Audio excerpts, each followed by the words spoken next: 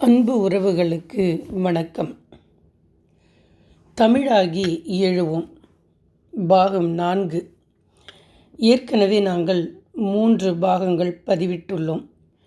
அதை பார்த்துவிட்டு வந்தால் 4ஆம் பாகம் உங்களுக்கு எளிதில் புரியும். தமிழாகி எழுவோம். ஒப்பீடு என்பது ஒரு விஷம். ஒப்பிடாதீர்கள். குழந்தையை வளர்த்தெடுங்கள். இன்று நான் உங்களிடம் ஒரு வேண்டுகோள் வைக்க விரும்புகிறேன். தயவு செய்து உங்கள் குழந்தையை யாருடனும் ஒப்பிடாதீர்கள். குறிப்பாக இந்த ஒரு வாக்கியத்தை உங்கள் வீட்டிலிருந்து அகற்றிவிடுங்கள். பக்கத்து வீட்டு பையனை பார். இந்த ஒரு வாக்கியம் எத்தனை குழந்தைகளின் மனதை உடைத்திருக்கிறது தெரியுமா? எத்தனை குழந்தைகளின் தன்னம்பிக்கையை மெல்ல மெல்ல சிதைத்திருக்கிறது தெரியுமா? ஒரு குழந்தை பிறக்கும்போது அவர்கள் யாருடைய நகலாகவும் பிறப்பது இல்லை. அவர்கள் ஒரு புதிய படைப்பு. அவர்களுக்கென்று தனித்த சிந்தனை உண்டு, தனித்திறமை உண்டு, தனிப்பட்ட வேகம் உண்டு, தனக்கே உரிய வாழ்க்கை பாதை உண்டு. ஆனால் நாம் என்ன செய்கிறோம்? அவர்களை இன்னொருவரின் அளவுகோலால் அளக்கத் தொடங்குகிறோம். அவனைப்பார் முதல் மதிப்பெண் வாங்கினான், அவளைப்பார் இசை கற்றுக்கொள்கிறாள், அவனைப்பார் ஆங்கிலம் சரளமாக பேசுகிறான்.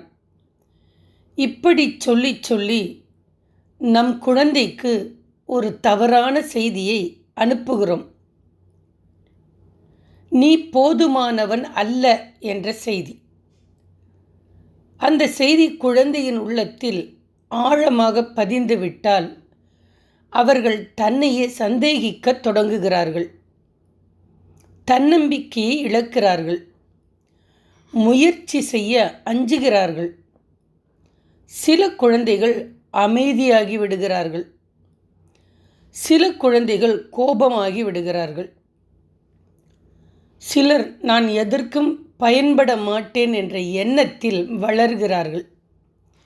பெற்றோர்களே, ஒரு ரோஜா மலரை தாமரையுடன் ஒப்பிட முடியுமா? ஒரு மாமரத்தை மூங்கிலுடன் ஒப்பிட முடியுமா?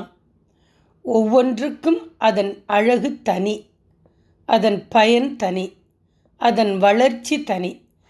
அதுபோல ஒவ்வொரு குழந்தையும் தனித்தத்துவமானவர்கள். அவர்களுடைய நேற்றைய நிலையோடு ஒப்பிடுங்கள். அவர்களை யாரோடும் ஒப்பிட வேண்டாம். நேற்று அவர்களால் 10 நிமிடம் படிக்க முடிந்தது. இன்று 15 நிமிடம் படித்தார்கள். அதுதான் அவர்களது வளர்ச்சி. நேற்று அவர்கள் பயந்தார்கள். இன்று சிறிது தைரியமாக பேசினார்கள். அதுதான் அவர்களின் முன்னேற்றம். உங்கள் குழந்தை யாரையும் வெல்ல வேண்டியது இல்லை. நேற்றைய தன்னையே வென்றால் போதும். அன்புடைய பெற்றோர்களே, குழந்தைகளுக்கு போட்டியை கற்றுக் கொடுப்பதை விட முன்னேற்றத்தை கற்றுக் கொடுங்கள். ஒப்பீட்டை கற்றுக் கொடுப்பதை விட தன்னம்பிக்கையை கற்றுக் கொடுங்கள். குறை சொல்லுவதை விட முயற்சியை பாராட்டுங்கள். வெற்றியை மட்டும் பாராட்டாதீர்கள், முயற்சியையும் பாராட்டுங்கள்.